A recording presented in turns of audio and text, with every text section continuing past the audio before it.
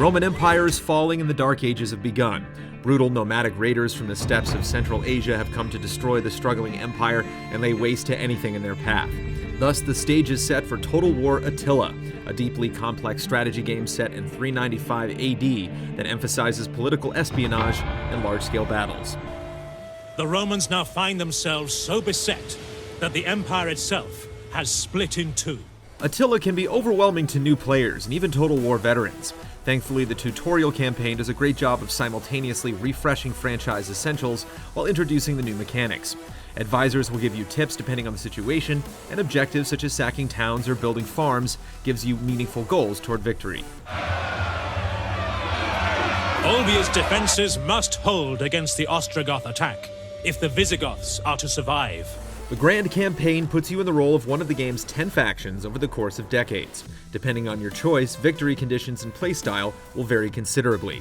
Certain factions, like the Barbarians, seek to destroy anyone in their warpath, while the Romans aim to hold on to what they already have. Reinforcements arrive by sea. Direct them to land on shore. They will be needed at once. Politics play a central role in Total War Attila. Each faction comes with a ruling family that must be managed properly to avoid assassinations and civil war. You can arrange marriages with other factions to gain important allies and then stab them in the back when they least expect it. It's a detailed and engaging system that adds an additional layer of depth to the core Total War experience. But thanks to an unintuitive menu and an overabundance of information, you can feel powerless to control certain situations. Specifically, morale can be frustrating to manage, especially when even reducing citizens' taxes to zero doesn't relieve their anger. Rebellions can feel forced and unavoidable, leading to the notion that combat is far more important than political management. A governor can be put in charge of cities to help rule the citizens, but you never feel in control. Selecting one of 4 city edicts can give minor bonuses to specific stats, but even choosing the morale buff has little effect. Winning battles increases the morale for cities and troops more than anything else, further emphasizing the importance of combat. Victory! This is your day! For players that want less political intrigue and crave a more offensive approach, a nomadic faction is the best option. Out of 10 factions, 5 are considered wandering hordes with no capital or region. While this makes the early years of a campaign more difficult, the hit-and-run tactics are a welcome change of pace for more civilized states. You can set up camp anywhere, and after successfully gaining a foothold in a region, the steady stream of warriors is reminiscent of StarCraft's Zerg race. Starting out! Battles are first initiated on the turn-based world map. The general is responsible for each troop's movement and is limited to a certain distance per turn. Then the action transitions to real time, and depending on where the battle starts, the surroundings will change accordingly. Troop position is critical and always means the difference between victory and defeat. Fighting from an elevated position offers a huge advantage, as do flanking and battle formation. There's also a rock, paper, scissors element to each skirmish. Cavalry defeat swordsmen, spearmen defeat cavalry, etc.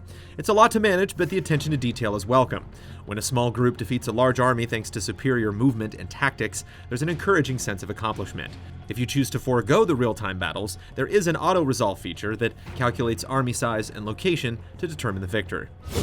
Victory is ours, chieftain! Attacking heavily fortified cities is always an epic occasion with heightened stakes, as it takes years to complete. Looting and sacking a city is a valuable undertaking that helps boost your economy and morale considerably. Damage done by catapults is reflected in the real-time battle, and scaling walls with ladders and destroying doors with battering rams is thrilling. Archers on city walls rain death upon anyone trying to breach their city, while catapults in the distance make even the mightiest armies tremble. Once inside, armies can set fire to buildings, adding an extra layer of chaos to the event. Bonds forged between men in battle are not easily broken. Commanders and troops can each level up with their own skill tree. However, the majority of these abilities are hard to micromanage, especially when armies mash together. The interface doesn't make things easier, and when the troops get jumbled together, it's easy to lose sight of which unit is using a specific ability. AoE buffs like the commander's warcry are beneficial, but make sure he's properly defended. If a commander gets killed, your army might flee in terror and lose significant morale. Further customization is minimal, with 2 accessory slots that offer minor stat bonuses. We have claimed the gates! Forward!